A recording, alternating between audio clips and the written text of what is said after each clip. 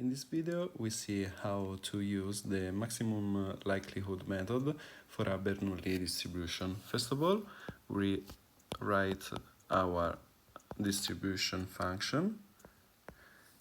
That will be our density function that will be equal to p to the power of x times 1 minus p to the power of 1 minus x.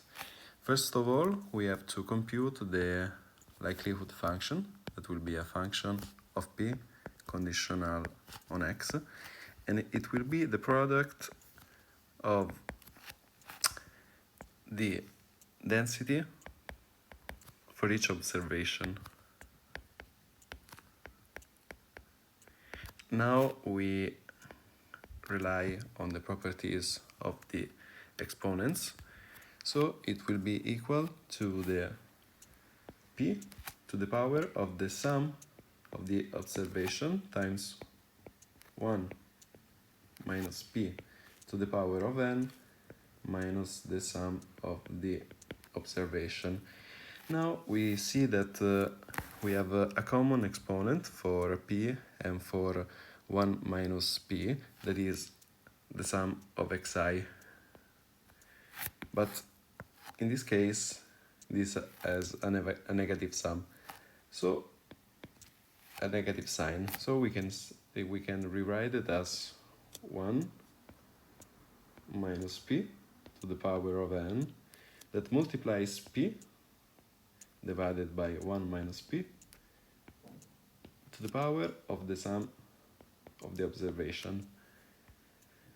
Now, what we are going to do, we are going to take the logarithm transformation of the likelihood,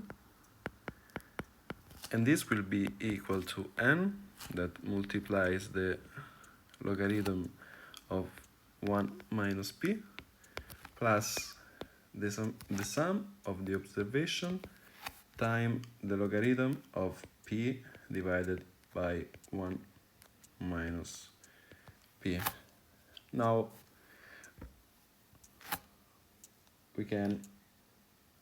we know that in this case, since p is divided by 1 minus p, we can rewrite it as the difference of logarithm. So we have that is equal to n times logarithm of 1 minus p plus the summation of xi that multiplies the logarithm of p minus xi, the sum of xi that multiplies the logarithm of 1 minus p.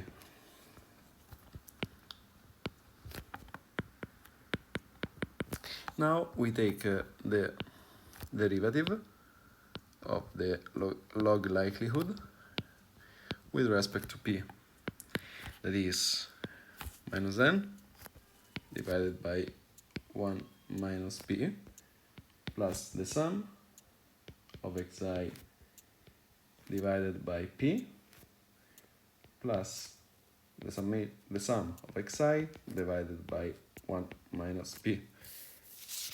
Now we have to just rearrange this stuff, and this will be just equal to minus n divided by 1 minus p plus the sum of xi divided by p times 1 minus p. Now, to obtain the value of p such that it maximizes the log likelihood, we impose the first derivative to be equal to 0.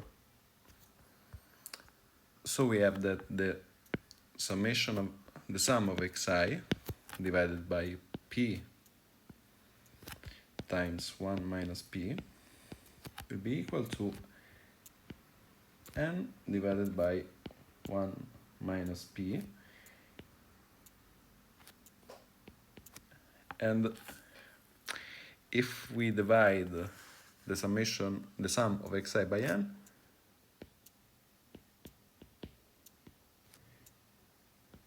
and multiply the right hand side by p times 1 minus p, those simplify, and then we are left with that p derived with the maximum likelihood method is equal to the sum of xi divided by n, that is the sample mean.